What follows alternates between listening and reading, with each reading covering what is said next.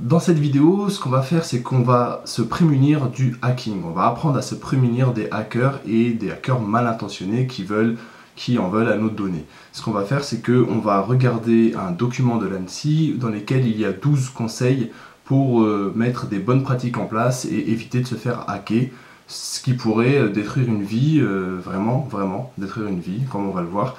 Et donc voilà, dans cette vidéo, je vais te présenter ce document, t'expliquer quelque chose, parce que c'est vrai que des fois, on te donne les conseils, mais on te dit pas ce qu'il y a derrière, ce qu'il faut mettre en place, pourquoi il faut le mettre en place, etc. Donc, dans cette vidéo, je vais essayer de t'expliquer un peu pourquoi, et on va essayer de faire ça rapidement, reste avec moi. On va regarder une infographie de l'ANSSI. L'ANSSI, c'est l'Agence nationale de la sécurité des systèmes d'information. Un système d'information, c'est quoi? C'est un système informatique avec plein de choses liées à l'informatique, au numérique, etc. En fait, un système d'information, ça doit être sécurisé, il y a des protocoles à mettre en place, et il y a surtout aussi des failles qui sont techniques, mais des failles humaines. Là, aujourd'hui, j'ai envie de me consacrer aux failles humaines, en fait, parce que les failles humaines, souvent, c'est parce qu'on manque d'informations, parce que les gens manquent d'informations. Souvent dans les entreprises, il n'y a pas des formations qui sont faites, donc en fait les employés manquent d'informations, mais aussi toi au niveau personnel, chez toi, souvent tu n'as pas forcément toutes les informations pour savoir te prémunir. Et souvent on te donne les informations, on te dit il faut faire ci, il faut faire ci, il faut faire ça, mais on ne t'explique pas pourquoi. Donc là ce que je vais faire, c'est que je vais regarder un document que l'ANSSI a fait, que je trouve bien fait, c'est le guide des bonnes pratiques de l'informatique. Il y en a 12, alors il y a le PDF, qui est je crois ici, donc là en fait on va avoir le PDF complet et on va en voir, je te mets tous les liens dans la description de la vidéo bien sûr, hein, t'inquiète pas, et on va avoir aussi l'infographie.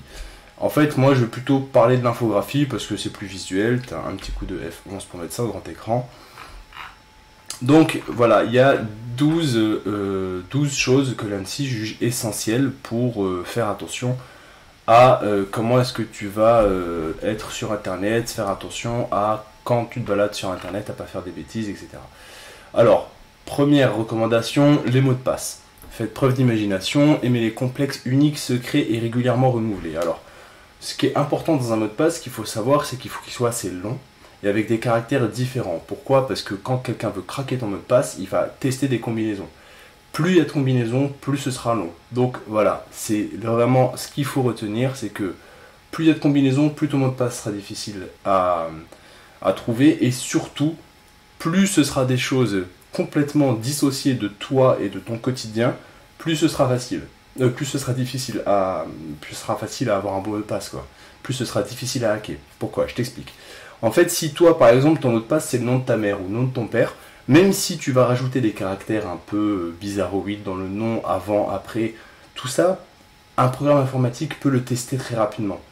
Il va prendre le nom de ton père, le nom de ta mère, et il va faire ces tests-là. Souvent, ce que font les hackers, c'est qu'ils vont réunir toutes les informations sur une personne, sur les réseaux sociaux, dans sa vie, ils vont essayer de même lui passer des coups de fil en se faisant passer pour des gens, et ils vont réunir un maximum d'informations, mettre tout ça dans un fichier, et lancer ça dans un logiciel. Souvent, c'est même pas eux qui l'ont fait, ce logiciel. Ils vont utiliser un logiciel, ceux qui le font, on va dire, c'est un stade au-dessus, et ce logiciel-là va en fait combiner toutes ces informations qu'ils ont et essayer de en faire une information finale pour à chaque fois tester jusqu'à ce qu'ils trouvent un bon mot de passe. Bon, aujourd'hui, il y a des mécanismes de sécurité sur les sites, etc. Par contre, régulièrement renouvelés, pourquoi? Parce qu'il arrive que des mots de passe, même si les sites ont des sécurités pour pas justement que on puisse tester plusieurs fois un mot de passe de manière rapide dessus. Par exemple, si tu testes 3 fois ton mot de passe sur un site lambda bien sécurisé, il va te dire je te bloque pendant 5 minutes et après tu peux réessayer. Et ça, pour un logiciel, c'est difficile à mettre en place. Dans tous les cas, si on ne peut pas arriver à trouver votre mot de passe comme ça, qu'est-ce qu'on va faire? C'est qu'on va tout simplement aller l'acheter sur le dark web. Ah ouais, on trouve des mots de passe sur le dark web? Bah oui, c'est-à-dire que des fois, toi, tu as mis ton mot de passe dans un endroit, sur un site bidon, tu as mis le même mot de passe que celui de ta boîte mail, et ce qui s'est passé, c'est que pour t'enregistrer, il fallait ton mail et un mot de passe bidon, et tu as mis les mêmes que ceux de ta boîte mail. Ce site très peu sécurisé s'est fait hacker, il le sait peut-être même pas. Il y a un fichier donc avec des adresses mail et des mots de passe qui se baladent sur internet. Il y a des hackers qui achètent ces fichiers-là, qui testent Par exemple, ils voient une adresse mail, ils voient un mot de passe, ils vont se rendre sur c'est une adresse Google, ok, ils vont sur Gmail, ils essaient l'adresse mail, ils essaient le mot de passe, ça match parce que tu as mis le même mot de passe. Donc, il faut éviter de mettre le même mot de passe à plusieurs endroits, dans plusieurs sites différents. Passons rapidement au point numéro 2. Le point numéro 2, c'est les mises à jour. Les mises à jour, c'est super important. Les mises à jour des logiciels et des applications, ça corrige les vulnérabilités. Apprécier des attaquants, n'attendez plus, ben quoi, ça veut dire ce que ça veut dire. Les vulnérabilités, en fait, quand elles sont découvertes, ben les attaquants, ils vont tout de suite essayer une vulnérabilité, en fait, c'est une faille dans un logiciel, un bug qui est utilisé de façon malveillante. Et tac, l'attaquant va essayer d'utiliser cette faille-là. Et ce qui va se passer, c'est qu'en fait, c'est une course contre la montre entre les attaquants qui vont essayer d'exploiter la faille et les systèmes qui vont se mettre à jour. Regarde Windows, il y a eu des failles dans Windows. Windows automatiquement a lancé ses développeurs pour faire un patch, une correction. Et ensuite, ils ont automatiquement proposer une mise à jour sur le PC. Alors laisse pas traîner les mises à jour, parce qu'en fait, les mises à jour, ça corrige les failles. Donc moins tu feras les mises à jour, plus tu es susceptible d'avoir des failles sur ton ordinateur. Alors il y a les failles connues et les failles qui ne sont pas connues. Les failles 0D, c'est les failles qui ne sont pas connues. Celle-là, malheureusement, il n'y a pas de patch et c'est souvent le saint graal des pirates, c'est d'avoir une faille 0D et de l'exploiter. Une faille 0D, c'est une faille à jour 0, elle n'a pas encore été divulguée. Et donc, voilà, il n'y a pas eu de correctif. Mais toutes les failles connues, il y a des correctifs derrière. Donc, il faut bien faire les mises à jour dès que on vous les propose. Ensuite, numéro 3, privilège, à quoi bon avoir tous les droits. Ça, j'en parle dans la série Administre ton serveur perso quand je parle des bases de données. Et j'explique que les comptes dans les bases de données, il faut donner des droits à chaque personne pour pas qu'elle puisse avoir tous les droits. Tous les droits, c'est trop dangereux de donner tous les droits à un stagiaire, à quelqu'un qui ne connaît pas, ou alors, comme là ce qui est décrit, un compte administrateur vous ouvre tous les droits, configuration de l'ordinateur, réseau, etc. Préférez le compte utilisateur pour vos usages courants. Ça veut dire sur ta machine, au lieu d'être toujours en compte administrateur sur Windows ou en root sur Linux, privilégie cette utilisation que quand tu as une installation de logiciel à faire ou quelque chose d'important. Sinon, laisse toujours cet accès administrateur préservé, protégé avec un mot de passe et l'utilise pas tout le temps. Si tu laisses cet accès toujours ouvert, ben voilà, il peut y avoir quelqu'un qui passe derrière qui fait un truc sur ta machine, ou voilà, c'est vraiment utiliser au minimum les accès tout privilège. Ensuite, alors ils disent par exemple sur la navigation, la bureautique, etc. Donc que ce soit sur internet ou sur ta machine. Donc on était au point 3. Point numéro 4, les sauvegardes, l'atout sérénité pour préserver vos données, effectuer des sauvegardes régulières sur un support externe déconnecté. Ça veut dire en gros, c'est sûr que si tu veux garder des informations à toi, évite de les laisser à un seul endroit, parce qu'un serveur ça peut toujours tomber en rade. Duplique et surtout déconnecter, parce que si tu gardes ça sur un disque dur chez toi, il n'y a rien de plus sûr, au moins personne n'y a accès. Donc si tu as peur d'avoir eu un virus sur ton PC et que tu as fait régulièrement des mises à jour sur un disque dur externe sécurisé à part, et ben tu peux rebooter ton PC, tout effacer, tu as toutes tes données sur le disque dur externe, donc ça c'est super important. Numéro 5, Wi-Fi, clé USB, etc. N'ouvrez pas la porte à n'importe qui. Les services ou les équipements qui vous sont offerts peuvent avoir été configurés à des fins malveillantes. Par prévoyance, évitez-les ou demandez l'avis d'un spécialiste. Ça veut dire quoi? Ça veut dire les Wi-Fi, évitez les Wi-Fi publics. Les clés USB, ne pas brancher des clés USB que tu ne sais pas ce qu'il y a dessus sur ton ordinateur. Pourquoi? Parce qu'en fait sur la clé USB, il peut y avoir un logiciel malveillant. Et le Wi-Fi public, en fait tout le monde a accès au Wi-Fi, donc tout le monde voit ce qui se passe à partir du moment où il a accès. C'est le principe du Wi-Fi public. Et toutes les trames qui passent sur cet accès-là, si tu fais l'erreur de ne pas utiliser du SSL, du protocole HTTPS sécurisé, et tu vas avoir des trames qui vont passer et en fait les gens vont voir ce que tu fais sur ton ordinateur. Quelqu'un qui est malveillant, s'il se connecte, il a juste à se connecter au Wi-Fi pour voir ce que tu fais en fait. Donc surtout, faut, quand tu as un Wi-Fi, bien le sécuriser, mettre un mot de passe compliqué, ne pas changer le mot de passe de ta box par le nom de ta mère, surtout pas faire. Et parce que le plus dangereux sur internet, c'est vraiment l'usurpation d'identité.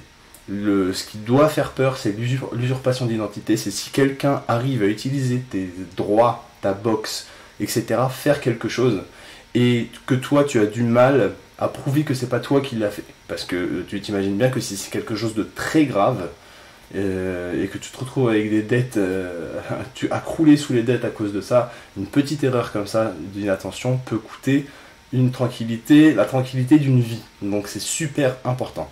Numéro 6, ordinateur, téléphone, tablette, même combat, les appareils mobiles sont aussi vulnérables. Qu'est-ce que vous attendez pour les protéger? C'est-à-dire mot de passe, n'est-ce pas? Surtout ne pas laisser la session ouverte. Tu vas chercher un café, tu laisses ta session ouverte, ne pas laisser la session ouverte, ne pas laisser ton ordinateur à n'importe qui. Le téléphone, c'est pareil, mettre un mot de passe sur son téléphone. Les tablettes, même combat, c'est la même chose, les règles sont valables également. Ensuite, numéro 7, il est où le 7? Ils ont mis ça un peu dans le désordre. Nomadisme, faites rimer mobilité et sécurité. Ça, c'est surtout pour les entreprises quand ils ont des gens qui travaillent à l'extérieur. Par exemple, moi, je suis en télétravail plusieurs jours par semaine, donc en fait, je dois me connecter au serveur de l'entreprise. Et pour ça, en fait, on le fait souvent à travers un VPN ou à travers une connexion sécurisée, donc mot de passe, etc., tout ce qui va avec, chiffré et en déplacement. Donc attention, et discrétion doivent guider l'usage que vous faites de vos appareils mobiles. Et là, on voit très bien sur l'image que voilà, le gars est en train de bosser, tout le monde peut voir ce qu'il fait dans le train.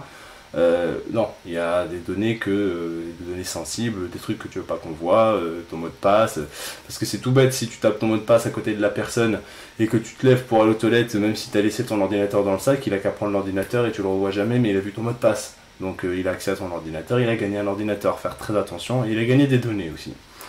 Ensuite, numéro 8, on est ici, messagerie, méfiez-vous des apparences, les courriels, les pièces jointes ou les liens qui contiennent réserve parfois de mauvaises surprises. Bon, ça va sans dire, les liens, il faut toujours vérifier où est-ce que pointe ce lien et pourquoi est-ce que tu dois cliquer sur ce lien, il faut toujours vérifier. Aussi dans les mails, quand on te dit de rentrer des mots de passe, des choses comme ça, il faut toujours regarder. Alors on te parle ici des incohérences de fond ou de forme, c'est-à-dire souvent c'est plein de fautes d'orthographe quand c'est fait par des gens qui veulent un peu pirater et tout ça. Il commence à s'améliorer au niveau des fautes d'orthographe, donc c'est pas vraiment sûr. C'est pas s'il y a des fautes d'orthographe, c'est un mail, c'est un mauvais mail. Il y en a qui font ça très bien, des très bonnes répliques. Le phishing, c'est-à-dire qu'en fait ils vont faire une page web, ils vont t'envoyer un mail et ce mail va te rediriger vers une page. Tu penses que c'est Facebook, mais c'est pas Facebook. Alors regarde bien toujours dans l'URL s'il y a le petit cadenas, si c'est bien l'URL de la page, parce que si tu es sur une autre page, en fait il y a un truc tout simple à faire, c'est que tu copies, tu colles dans une autre fenêtre le lien et tu vois où est-ce que ça t'emmène. Tu enlèves aussi, tu copies juste la racine du lien. Par exemple, si tu as https://google.com/ des petits trucs, tu enlèves tous les petits trucs après le slash, tu mets juste google.com et tu vois où est-ce que ça te mène. Si c'est un serveur bizarre, un nom de domaine ou un truc qui n'est pas déclaré, tu le verras. Les incohérences de fond ou de forme, donc, et les requêtes indiscrètes sont à prendre avec des pincettes, c'est-à-dire que voilà, tu peux cliquer très bien sur un lien. Et ce lien, il va te faire une requête vers un serveur et envoyer des données à toi. Donc surtout avant de remplir un formulaire ou de valider un formulaire, quel qu'il soit, que ce soit de l'argent, que ce soit des mots de passe, et vérifie bien où vont tes données et si tu es sur un site de confiance et sécurisé. Ensuite, numéro 9, on s'y perd, il est où le 9 ? Ici, téléchargement, gare aux arnaques, reste prudent lorsque tu télécharges des programmes et des logiciels, préfère les sites officiels. Pourquoi ? Parce que sur les sites officiels, tu es sûr que le code que contient le logiciel que tu télécharges est officiel, engage leur responsabilité. Si tu vas sur un site tiers, alors il y a plein de sites qui font ça et qui sont bien, 01.net, Clubic et tout ça, ils ramènent des logiciels sur leur site et ça crée souvent des liens d'affiliation, des choses comme ça, et tu télécharges depuis leur site le logiciel. Je ne conseille pas. Pourquoi ? Parce que tu n'es jamais sûr que la confiance, en fait, tu la déportes. Si tu télécharges par exemple un Windows depuis 01.net, et ben en fait là tu n'as plus confiance en Windows et tu n'engages plus la responsabilité de Windows, mais celle de 01.net qui est totalement différente, et tu n'es pas sûr parce que tu sais pas comment ils l'engagent vraiment à leur responsabilité.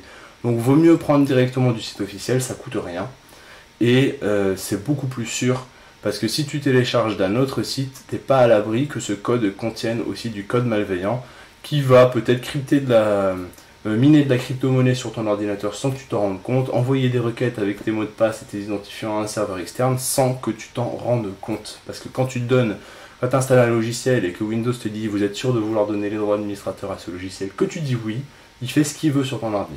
Donc il faut vraiment voir d'où est-ce que tu ramènes ce logiciel qui fait ce qu'il veut sur ton ordi. Numéro 10, les paiements en ligne, éviter les frais. Être vigilant lors des achats sur internet, garder en tête quelques bons réflexes, l'histoire qui est le HTTPS, que c'est un site sécurisé, toujours vérifier que c'est un site officiel. Dans la barre d'adresse du site consulté, dans certains cas un cadenas, donc voilà, il faut que ce soit un site sécurisé. Alors c'est pas toujours vrai, tu as des sites qui sont pas sécurisés, mais le paiement à l'intérieur est sécurisé. Par exemple, s'ils font appel à PayPal et que tu passes vraiment par PayPal, PayPal lui sécurise ses paiements. Donc il faut vérifier que le paiement en soi est sécurisé. Séparation des usages, un jeu d'enfant pour limiter l'effet boule de neige d'une action malveillante, séparer vos usages professionnels et personnels, ça va sans dire. N'utilise pas un ordinateur personnel pour faire du professionnel et un professionnel pour faire du personnel. Ne te connecte pas depuis chez toi à un truc de ton boulot ou un truc de ton boulot ou depuis ton boulot à un truc de chez toi, un truc perso. Pourquoi? Alors souvent on le fait, on va sur Facebook, on va sur Twitter depuis le boulot. C'est vraiment à éviter. Pourquoi? Parce qu'en fait, tout simplement, ça engage ta responsabilité. Ça engage ta responsabilité parce que toi, en fait, quand tu es au boulot, tu utilises les outils du boulot pour le boulot. Si tu fais une bêtise sur tes trucs perso avec les outils du boulot et qu'il y a un malware qui rentre dans la boîte, là vraiment, c'est ta responsabilité qui est engagée, ton argent, ça coûte très cher et ça peut, encore une fois, briser une vie. Donc ensuite, numéro 12, identité numérique, attention, dossier. Une fois sur internet, vos dossiers... Alors, ils font des petits jeux de mots comme ça. Une fois sur internet, vos données vous échappent et font le bonheur des adeptes de l'ingénierie sociale, usurpation d'identité, espionnage, faites-vous discret. Donc c'est bien ce que je disais au début, le plus compliqué et le plus dangereux, c'est l'usurpation d'identité sur internet, c'est qu'on se fasse passer pour toi.